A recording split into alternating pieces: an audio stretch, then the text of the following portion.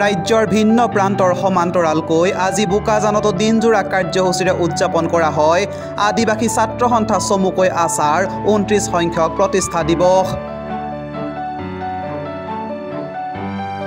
তলবালিজান Birsa Munda mini ষ্টেডিয়ামত দিনজোৰা কাৰ্যসূচীৰে উদযাপন কৰা প্ৰতিষ্ঠা দিৱসত কাৰ্বি আংলং জিলাত বসবাস কৰা আদিবাসী লোকসকলৰ বিভিন্ন সমস্যাৰ সমাধানৰ বাবে জিলাখনৰ ৰাজনৈতিক দলসমূহৰ লগত মিলিত হোৱাৰ সিদ্ধান্ত গ্ৰহণ কৰা হয়। জিলাখনত অতীজৰে পৰা বসবাস কৰি অহা আদিবাসী লোকসকলৰ সামাজিক অৰ্থনৈতিক আৰু শিক্ষাৰ উত্তৰণৰ বাবে ছাত্ৰ সন্থাৰ আজিৰ সভাত সিদ্ধান্ত গ্ৰহণ কৰা বুলি উল্লেখ কৰে আছাৰ প্ৰাক্তন কেন্দ্ৰীয় নেতা তথা কাৰ্বি আংলং আছাৰ উপদেষ্টা অনিল তপই।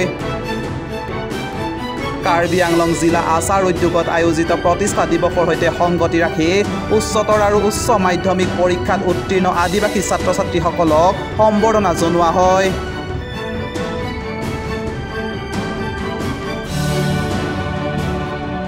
বিশেষকৈ আমাৰ 29th আশা দিৱস যেটো 1996ৰ পৰা যেতিয়া আশা জন্ম লোৱাৰ পিছৰ পৰা এতিয়া অসমৰ গোটেই ডিষ্ট্ৰিক্ট আঞ্চলিক ইউনিটত মনা যায়।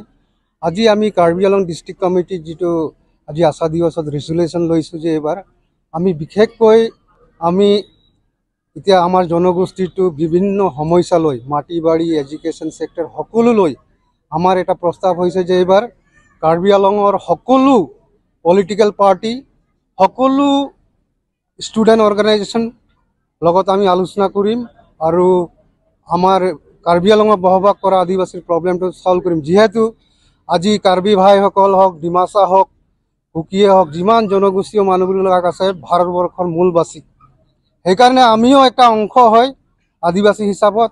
সেইকাৰণে আমি প্ৰস্তাৱ লৈছোঁ যে এইবাৰ আমি কাৰ্বি আদিবাসী ভাই ভাই একটা মিছন বনাই আমাৰ যিবিলাক ইণ্ডিজিনিয়াছ পিপুল যিবিলাক আমাৰ আদিবাসীৰ সমস্যা আছে আমি সকলো পাৰ্টিৰ লগত আলোচনা কৰি সকলো দল সংগঠন কাৰ্বি সংগঠনৰ লগত আলোচনা কৰি আমাৰ এই বৃহৎ আদিবাসী জনগোষ্ঠীটো আগুৱাই ল'বলৈ আমি বহুত ডাঙৰ সিদ্ধান্ত লৈছোঁ। লগতে আমি এতিয়া আজি আমি ডিমা হাছাওৰ আছাৰ যিবিলাক কমিটি আছে সিহঁতক জইনলি আমি কাম কৰিম ডিমা হাছাও আৰু কাৰ্বি আংলং। এইটো হৈছে আৰু আমি আৰু এতিয়া গোটেই আজি আমাৰ দুখৰ ওপৰত ছাত্ৰ ছাত্ৰীক আজি সম্ভাৱনা জনালোঁ আৰু এইবিলাকৰ পৰা অসম চৰকাৰৰ পৰা কেনেকৈ আমি স্কলাৰশ্বিপ ওলাব পাৰিম কেনেকুৱাই আমি এইবিলাকক দিয়াব পাৰিম হায়াৰ ষ্টাডিজত কিবাৰ কাৰণে বহুতখিনি পৰিকল্পনা আছে আপকামিং যিবিলাক মেট্ৰিক হাই ছেকেণ্ডেৰী পাছ কৰিছে এইবিলাকৰ।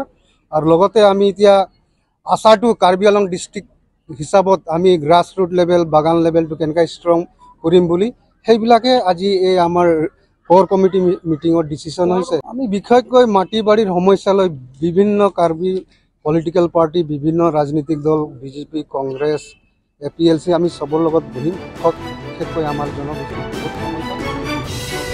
News x report news 12 Assam north east.